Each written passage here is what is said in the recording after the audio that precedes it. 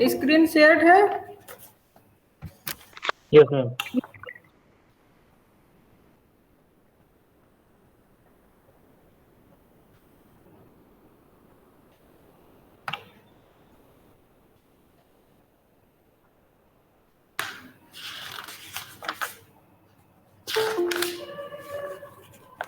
आज से हम लोग नया यूनिट स्टार्ट करेंगे, रिजिड बॉडी मोशन।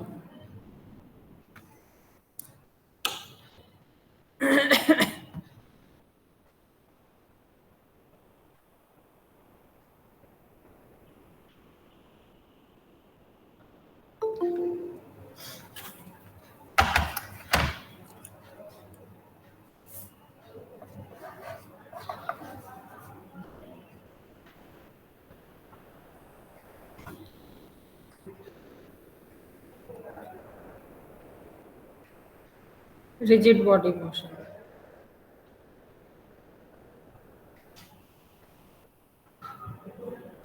तो रिजिड बॉडी की डेफिनेशन बताइए, क्या होती है रिजिड बॉडी?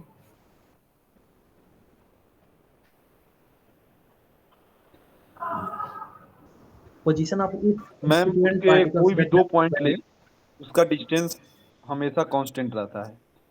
हाँ, गुड।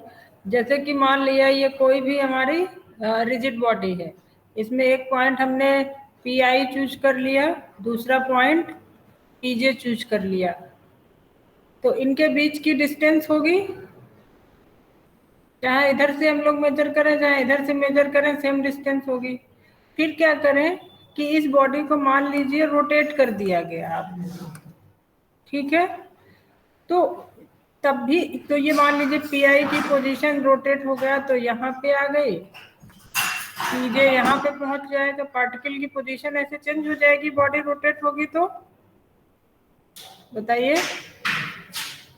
Yes ma'am. तो अब भी हम इन दोनों ही पार्टिकल के बीच का डिस्टेंस अगर मेजर करें तो जितना यहाँ पे था उतना यहीं पे भी रहे, तो ऐसी बॉडी को हम लोग क्या कहते हैं? Rigid body. रोटेट कर दें किसी भी तरीके से, मतलब उसको आगे बढ़ा दें, कुछ भी करें बॉडी के साथ, लेकिन जो दो पार्टिकल के बीच का डिस्टेंस है वो कांस्टेंट है, तो ऐसी बॉडी को हम लोग क्या कहेंगे? Rigid body. तो इसका जो मोशन है ये पूरा डिपेंडेंट है डी एलेम्बर्ट प्रिंसिपल पे, तो पहले हम लोग उसको डिस्कस करेंगे।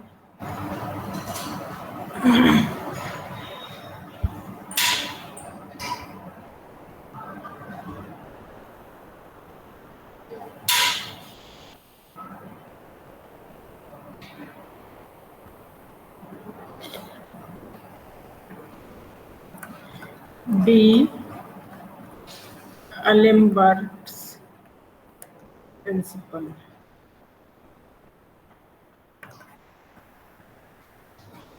डी एलेम्बर्ट्स प्रिंसिपल, डी के बाद ये ऐसे अपॉस्ट्रोफी लगाते हैं, फिर एलेम्बर्ट्स लिखते हैं। तो इसका जो स्टेटमेंट है वो क्या है? पता होगा आप लोगों को, शायद बहुत से लोगों को। क्या है, किसी को पता है डी एलेम्बर्ट्स प्रिंसिपल का statement?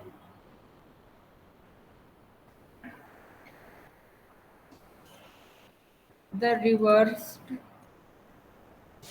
effective forces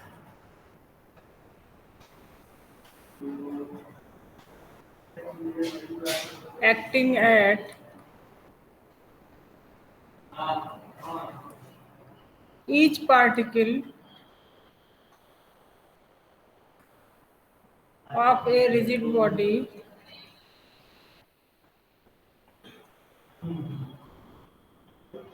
and external forces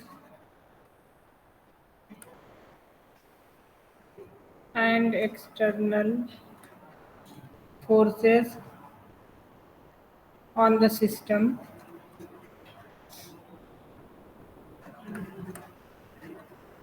are in equilibrium.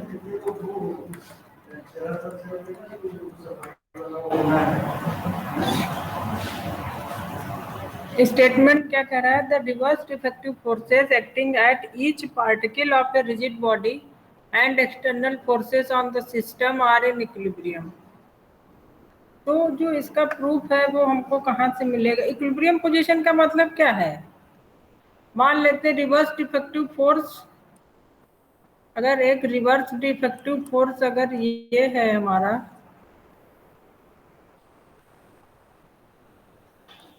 और F2 एक दूसरे मान लिया एक्सटर्नल फोर्सेस हैं, तो इक्विलिब्रियम का क्या मतलब होगा बताइए? Net external force equal to 0। F1 plus F2 बराबर 0 हो जाएगा। और क्योंकि ये रिवर्स इफेक्टिव फोर्स है इसीलिए इसके लिए माइनस साइन हम लोग लिखते हैं, तो ये माइनस F1 प्लस F2 बराबर 0 हो जाएगा। तो ये मतलब जनरल है, लेकिन इस प्रिंसिपल के लिए हमको ये रिजिड बॉडी के लिए प्रूव करना है। तो अभी प्रूफ नहीं करते हैं, इसके बीच में स्टेटमेंट लिख लिया। अब बताइए Newton second law of motion क्या होता है?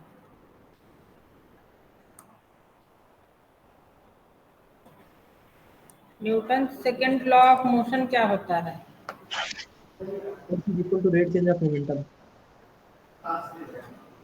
Rate of change of momentum directly proportional to. हाँ, rate of change of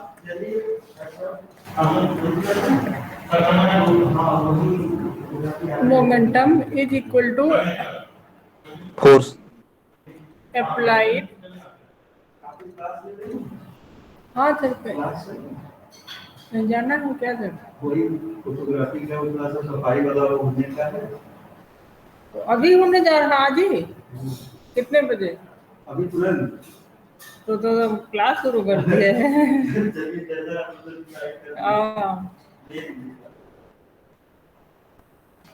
rate of change of momentum is equal to applied external forces, जितने एक्सटर्नल फोर्सेस हैं।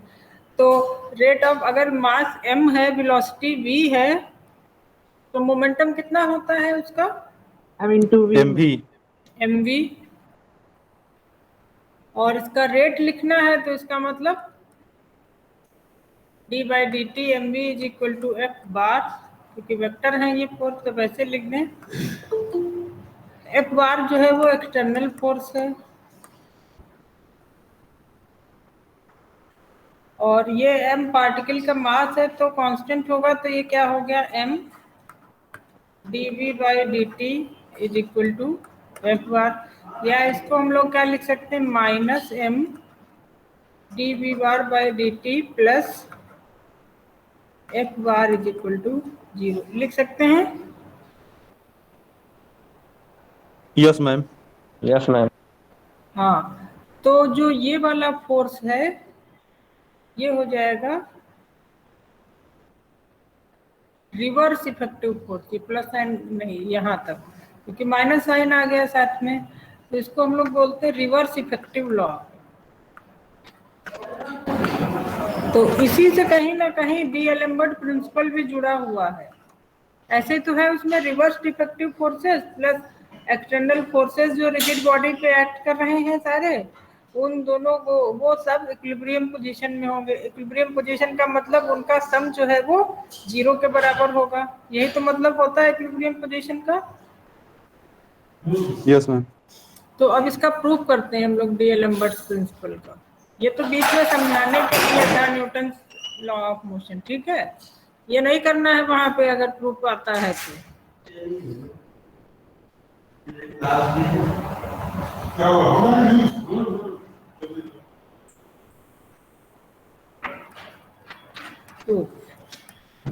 तो ये वाला फिगर फाइनल है हम लोगों का। ये कोई रिजिड बॉडी आप ले लीजिए, और ये कोई ओ पोजीशन है यहाँ से,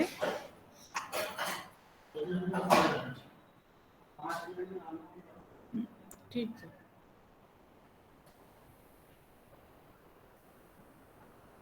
ये एक पार्टिकल है, या ये ओ है, इधर इसमें इनफाइनाइटली मेनी पार्टिकल्स होंगे। ये पीजे नाम दे दें इसको, एक को पी आई नाम दे दें, ये P1 था, एक P2, ऐसे ही इनफाइनाइटली मेनी पार्टिकल होंगे इसमें। P1 वाले इसके O से P1 के पोजीशन वेक्टर को R1 मान लें, इसको RJ मान लें, इसको आर आई मान लें और इसको आर टू मान लें, ऐसे मान सकते हैं। Yes ma'am. क्योंकि ये रिजिड बॉडी है तो चाहे तो ये हम लोग पी आई और पीजे दो पार्टिकल ले लें तो इनके जो बीच का डिस्टेंस है वो हमेशा ही कांस्टेंट रहेगा। बताओ। यस मैम, रिजिड बॉडी है तो डिस्टेंस। और इनके बीच का डिस्टेंस हो जाएगा आर आई माइनस आर जे, इस तरीके से, क्योंकि ये वेक्टर है ना, ऐसे ऐसे बनाए तो यहाँ पे ये कांस्टेंट हो जाएगा। R i minus r j is equal to c i j, constant मान लिया है। और आई और जे रन कर सकते हैं, 1 2 3, एन पार्टिकल है तो एन तक। और ये जो सी आई जे है ये कांस्टेंट है। मॉड इसलिए लगाया क्योंकि हो सकता है पोजीशन वेक्टर आर जे बड़ा हो आर आई से, है ना, लेकिन वो क्योंकि डिस्टेंस है तो वो तो निगेटिव हो नहीं सकती, इसीलिए उसका मॉडुलस लगा दिया।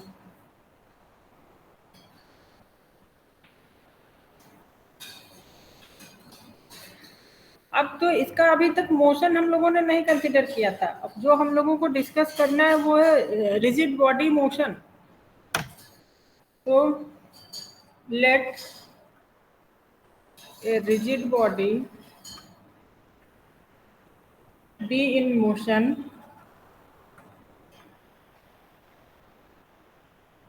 at time t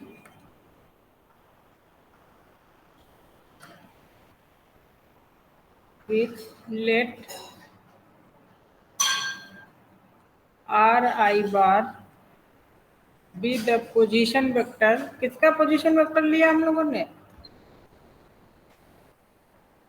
pi particle का। Vector of the pith particle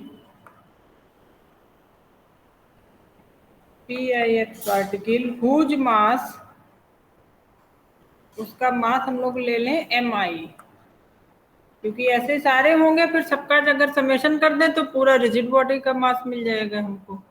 whose mass is mi, whose mass is mi। तो अब बताइए Newton second law of motion यहाँ पे अप्लाई करें तो क्या मिलेगा? Now applying Newton second law of motion we have, ये आप लोग सारे नोट्स अपने आप बनाते चल रहे हैं कि नहीं? Yes ma'am. Yes ma'am.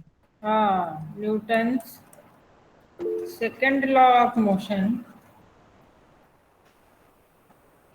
तो जनरल एक पार्टिकल हमने कंसीडर कर लिया है, तो यहाँ पे क्या होगा? वी हैव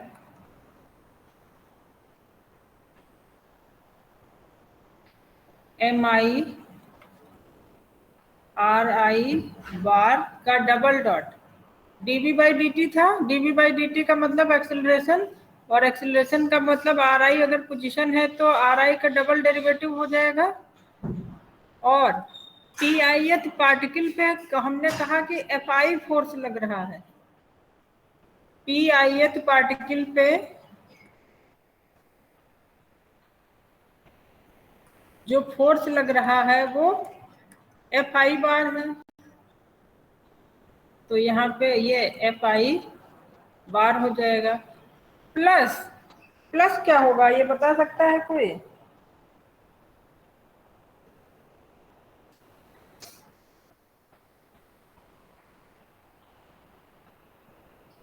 ये तो पी आई पार्टिकल पे एक्सटर्नल फोर्स लग रहा है। अब जितने पार्टिकल हैं उनका भी आपस में एक म्यूचुअल एक्शन एंड रिएक्शन हो रहा होगा। यस। तो उसके फोर्स को हम लोग मान लेते हैं समेशन ओवर जे, क्योंकि सभी को लेना है जितने पार्टिकल हैं बॉडी में, F J I.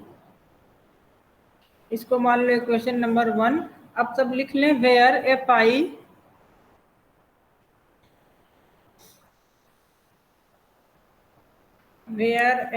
bar is the external force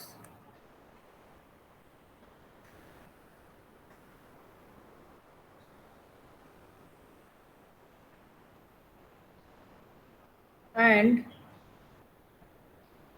external force on pith particle and summation over j fji bar being the internal forces, ये internal है, being the internal forces due to jth particle on ith particle। तो ये तो एक single particle के लिए हम लोगों ने निकाला। अब इक्वेशन 1 का समेशन कर दें अगर आई के ओवर, तो ये पूरी रिजिड बॉडी के लिए मिल जाएगा। Yes ma'am. तो इसमें पूरी बॉडी के लिए हम लोग पूरा सेम प्रिंसिपल अप्लाई कर दें। Applying the same principle, now applying the same principle to every particle of the rigid body।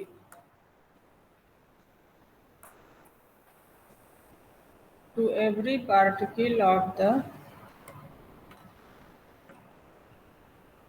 rigid body, then we get,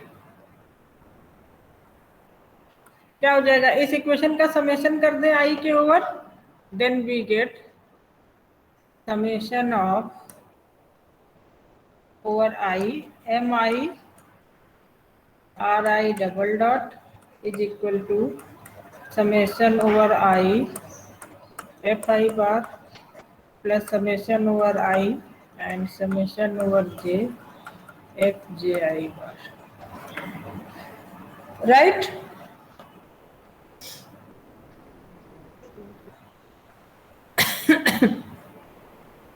अब बताइए इस टर्म की वैल्यू कितनी होगी पूरे,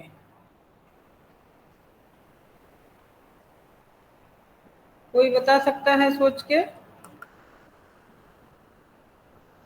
0 होगी मैम। क्यों, कारण बताइए। क्योंकि सर मैम इनकी पोजीशन नहीं चेंज हो रही है।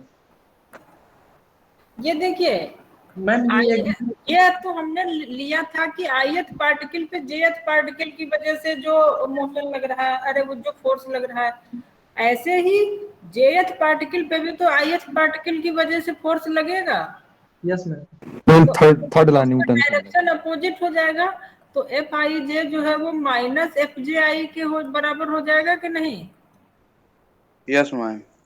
तो अब फिर इन सबका जब सम करेंगे तो तो ये आपस में एक दूसरे को कैंसिल करते चले जाएंगे सब, तो ये प्लस 0 हो जाएगा यहाँ पे। ये सबको समझ में आ गया? Yes ma'am. Yes ma'am. तो यहाँ पे हम लोग कारण लिख लें, ये सेकंड टर्म क्यों 0 हुआ, as summation over I summation over J F J I बराबर 0, बिकॉज, क्यों 0 है, because F J I bar is equal to minus F I J बार।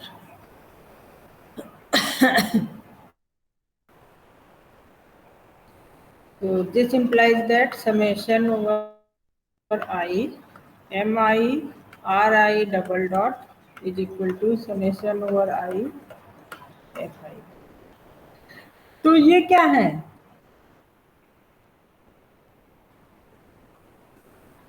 और इसी को हम लोग कैसे लिख सकते हैं, minus summation over I am I R I double dot plus summation over I F I bar बराबर 0 लिख सकते हैं। अब जो स्टेटमेंट था डीएलेम्बर्ट प्रिंसिपल का, उसको देखिए क्या कह रहा है वो प्रिंसिपल। ये the reversed effective forces acting at each particle of a rigid body and external forces on the system are in equilibrium. हो गए इससे? ये जब एक्सटर्नल हो गए और ये रिवर्स इफेक्टिव फोर्स हो गया, तो इससे ये डी-एलेम्बर्ट प्रिंसिपल को इसने प्रूव कर दिया। और ये जो F I J is equal to F J I है, यहाँ पे ये भी हम लोग लिख सकते हैं due to mutual action reaction between the particle, action reaction between the particles। तो इसका मतलब हो गया इस फार्मूले का reversed effective force plus external force is equal to 0।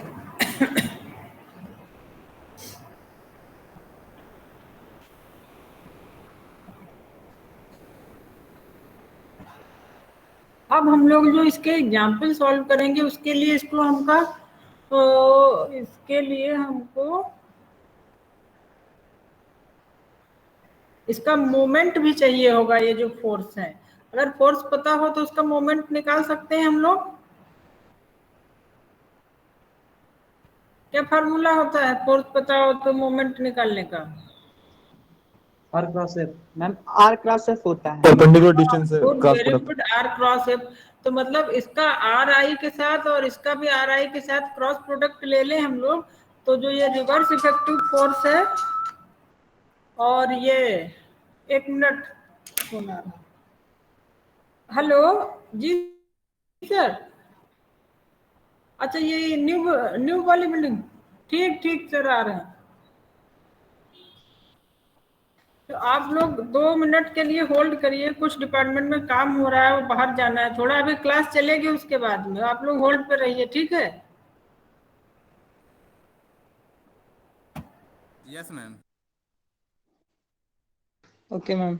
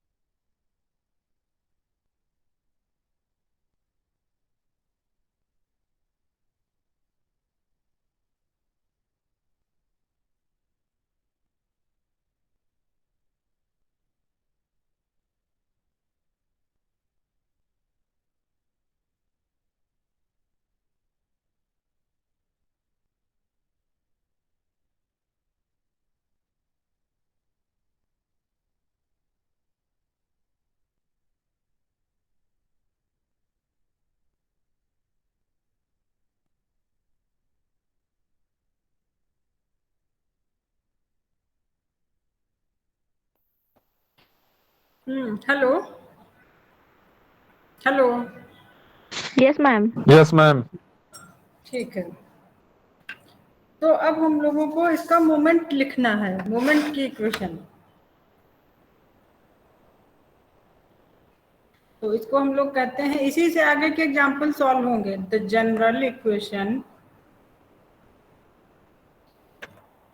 Of a rigid body कैसे निकालेंगे, ये हमको पता है डी एलम्बर्ट प्रिंसिपल से। ये आगे का काम है, डी एलम्बर्ट प्रिंसिपल तो यहाँ पे ओवर हो गया। ठीक है, ये यहाँ पे कंप्लीट हो गया डी एलम्बर्ट प्रिंसिपल का प्रूफ। यहाँ पे ये हम लोग जनरल इक्वेशन रिजिड बॉडी को लिखना चाह रहे हैं। तो इसके बाद लिखेंगे since by d'Alembert principal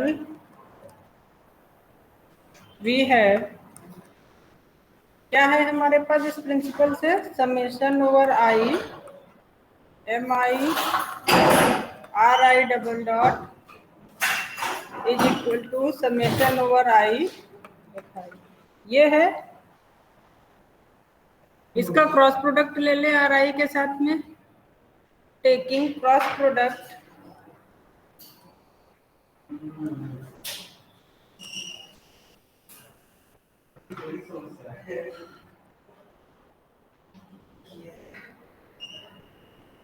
of above with ri bar, we get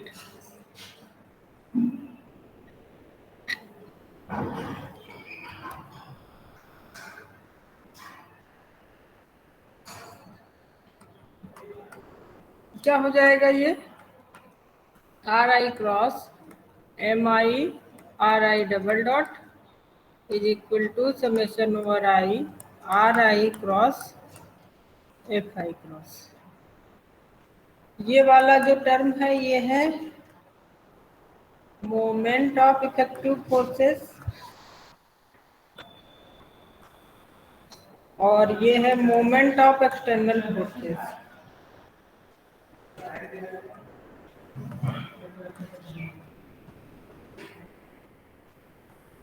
और अगर इसको प्लस करके दोनों को लिख दें तो ये क्या हो जाएगा, moment of reverse effective forces हो जाएगा।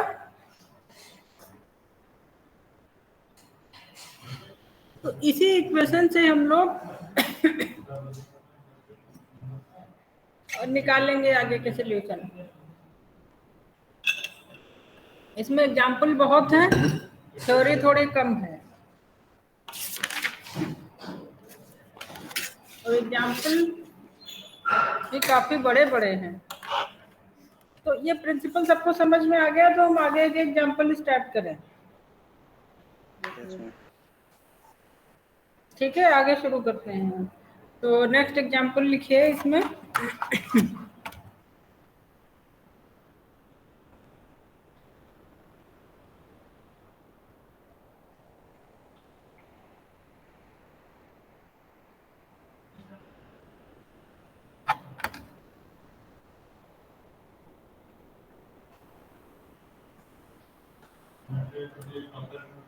ए रॉड ऑफ लेंथ 2a, एक रॉड है हमारे पास, a rod of length 2a revolves with uniform angular velocity omega,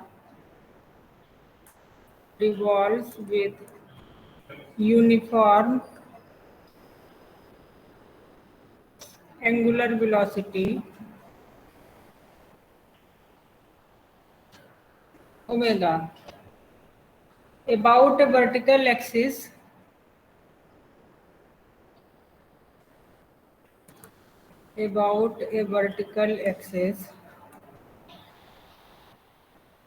through a smooth joint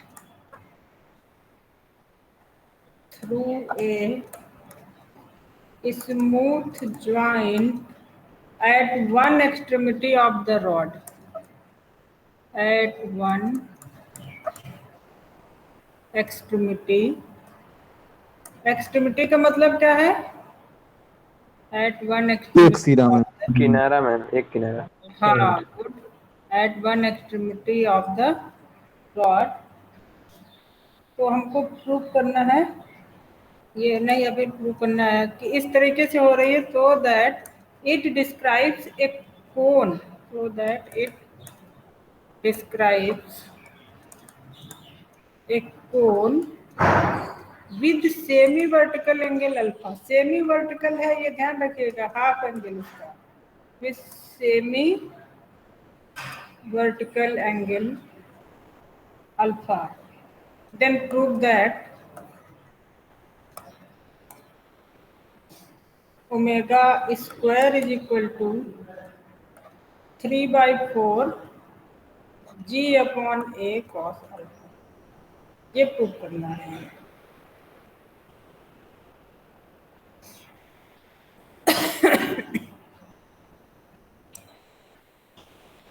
तो एक रॉड हम लोग 2a लेंथ का कंसीडर कर लें और उसको एक वर्टिकल एक्सिस के अबाउट रिवॉल्व किया जा रहा है, तो रिवॉल्व होने से वो एक कोन बना दे रही है, रॉड जो है वो कोन का शेप, और जो कोन बन रहा है उसका सेमी वर्टिकल एंगल अल्फा है, और जो कोन का वर्टेक्स होगा वो एक एंड ही हो जाएगा रॉड का, हो जाएगा कि नहीं? Yes ma'am. Yes ma'am. तो किस तरह से फिगर बनेगा, फिगर हम लोग बना लें पहले।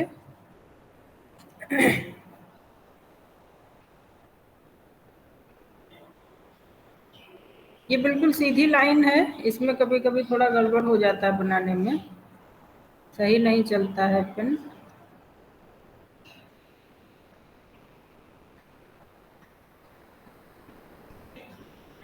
ये तो कौन बनाना है आप लोगों को, ये O है, ये A है,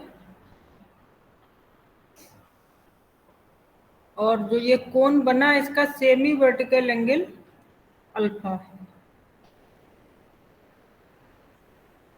और इस पूरी रॉड का लेंथ कितना है? 2a। 2a। OA रॉड है जिसका लेंथ 2a है, वो ये O इसको Z मान लें, OZ के अबाउट रिवॉल्व की जाती है, तो ये कोन बना दे रही है। तो अब हम लोग क्या करेंगे, इसकी एक एक्सट्रीमिटी से हम लोग यहाँ पे कोई भी एक, पहली बात तो जो रॉड का सेंटर ऑफ ग्रेविटी होगा वो क्या होगा, इसका मिड पॉइंट होगा। यस मैम, ये डिस्टेंस में। Yes ma'am. और वहीं पे रॉड का अगर मास m है तो उसका वेट कितना हो जाएगा? mg। तो वो कहाँ पे लाई करेगा इसके, ये हो जाएगा mg। और इस रॉड का एक एलिमेंट हम लोग ले लें pq, ये p मान लिया, इसको q मान लिया, और o से p का डिस्टेंस x ले लें, और pq एलिमेंट की थिकनेस इतनी डेल्टा x ले लें, pq को डेल्टा x मान लिया गया, जो ये है pq। ठीक है, और P पॉइंट को ऐसे मिला दिया गया। अब बताइए, जब रॉड रिवॉल्व होगी यूनिफॉर्म एंगुलर वेलोसिटी ओमेगा से, तो PQ एलिमेंट की वजह से यहाँ पे क्या बनेगा, P पॉइंट पे ये ऐसे रिवॉल्व होगा, क्या बन जाएगा? सर्कल। एक सर्कल बन जाएगा, और जिसका रेडियस Pn होगा, अगर इस पॉइंट को हम लोग n मान लें, तो ये पूरा ही एक सर्कल बनेगा यहाँ पे। ये सब लोग समझ गए? Yes ma'am. Yes ma'am. तो लिख लीजिए, late OA be a rod of length 2a whose mass is capital M, whose mass is capital M। Take an element। अच्छा बताइए, इस रॉड के लिए हमको रो लिखना हो तो कितना हो जाएगा?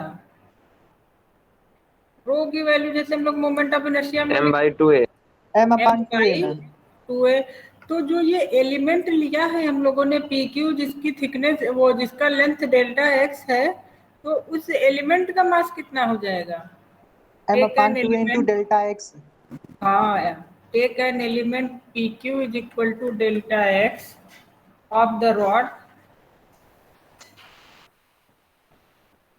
Eight a distance x. कितने डिस्टेंस पे लिया गया है? At a distance x from one extremity, extremity से ही हमको लेना था, from one extremity o of the rod. Then mass of this element p q, mass of element PQ will be equal to rho delta x। rho delta x का मतलब m/2a into delta del x. तो ये इस element PQ का मास मिल गया।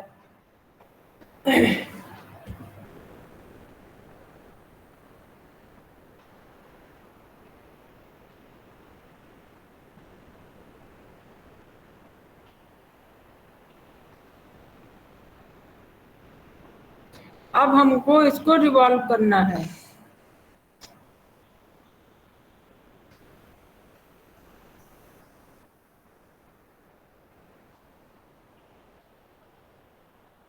When rod revolves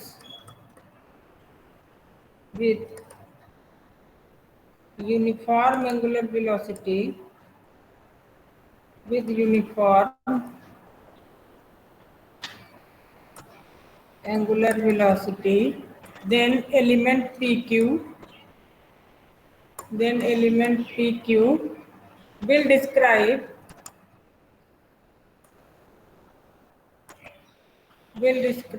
a circle of radius Pn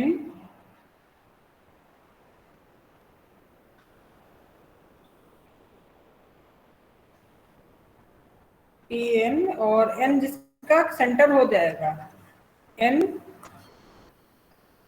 centre हो जाएगा circle का।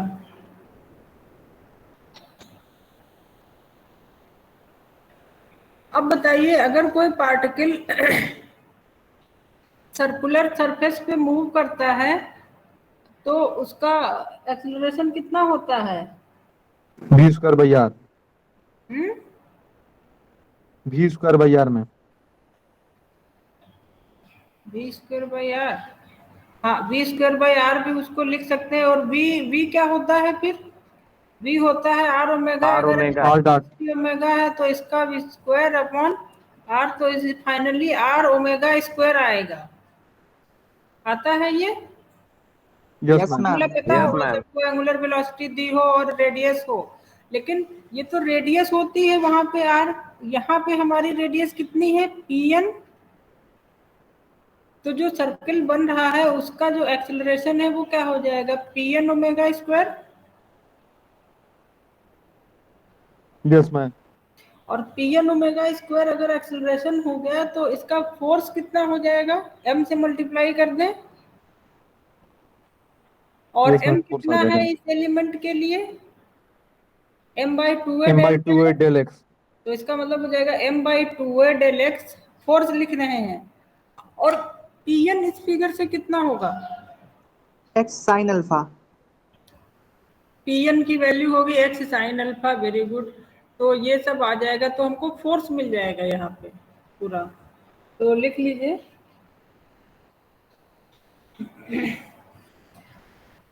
the effective force at P will be,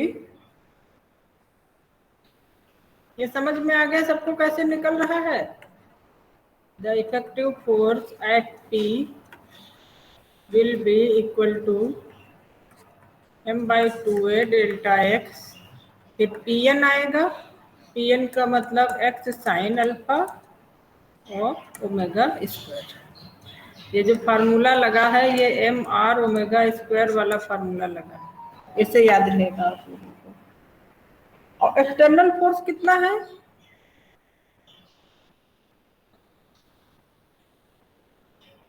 ma'am एक mg लग रहा है। हाँ वही एक फोर्स लग रहा है, एक और फोर्स हमारे पास है। The weight mg of the rod, the external force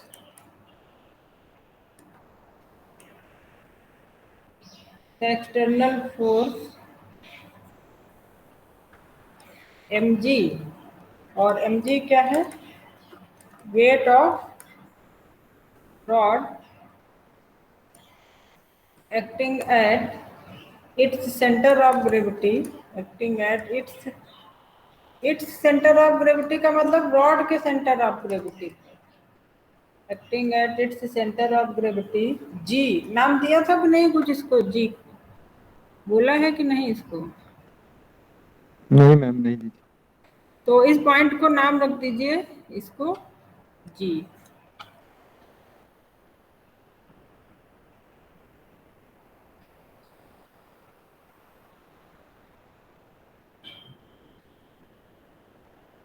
तो मोमेंट, अब जब फोर्स पता है हमको दोनों, एक ये फोर्स है एक ये फोर्स है, तो पूरा इक्वेशन इसका लिखना हो, taking moment of force about o we get,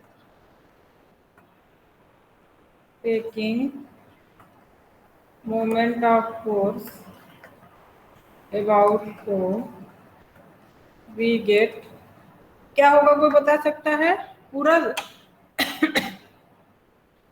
summation हो जाएगा, पूरे के लिए लिख रहे हैं, अब एक एलिमेंट के लिए नहीं लिख रहे हैं, तो इसका समेशन लगा दें, m/2a डेल्टा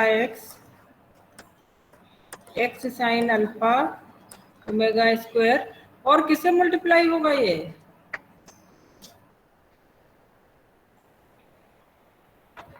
ओ के अबाउट, ये फोर्स यहाँ पे लग रहा है, नहीं एक्स से नहीं, ये जो फोर्स है वो यहाँ पे इस डायरेक्शन पे लग रहा है। जब इसका मोमेंट ऑफ इनर्शिया अबाउट ओ लिखना है तो ये ओएन से मल्टीप्लाई हो जाएगा इसकी, इस परपेंडिकुलर डिस्टेंस से बीच की, तो ये ओएन, और ओएन कितना है? एक्स, ओएन कितना होगा? x cos alpha, x cos alpha से इसको हम लोग मल्टीप्लाई कर दें, राइट साइड में हो जाएगा mg, वो तो टोटल है ही फोर्स, और वो किससे मल्टीप्लाई होगा? उसका डायरेक्शन नीचे है, साइन अल्फा से हो जाएगा मैम। a साइन अल्फा से, क्योंकि ये g पॉइंट पे लग रहा है और o के अबाउट निकालना है, तो यहां से इसकी परपेंडिकुलर ये ऐसे बना देंगे, और ये वैल्यू कितनी है? वो x तो उसके लिए आया जो एलिमेंट लिया था, लेकिन g a तक साइन अल्फा है, तो ये वैल्यू हो जाएगी a साइन अल्फा। अब इस समेशन का मतलब हम लोग इसको इंटीग्रेट कर दें, x is equal to 0 to 2a, क्योंकि रॉड का टोटल लेंथ कितना है? 2a ma'am. और अब आप लोग इसको इंटीग्रेट कर लेंगे, रिजल्ट मिल जाएगा, अब हमको कुछ नहीं बताना है।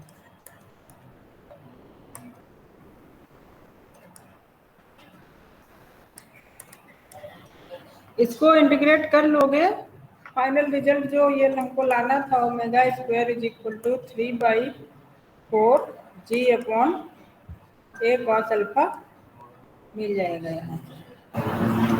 ठीक है, अभी तो समय भी हो गया, शायद क्लास होगी आप लोगों की 3-5 से, कर लेंगे ना इंटीग्रेट, और कहीं पे कोई प्रॉब्लम हो तो कल वाली क्लास में पूछिएगा, ठीक है? अभी इस फाइल को हम आप लोगों के ग्रुप में शेयर कर देंगे, इंपोर्ट करके, तो करिएगा, जो भी दिक्कत हो कल की क्लास में पूछिएगा, ठीक है? आप लोग लीव कर सकते हैं। Thank you, ma'am. ओके।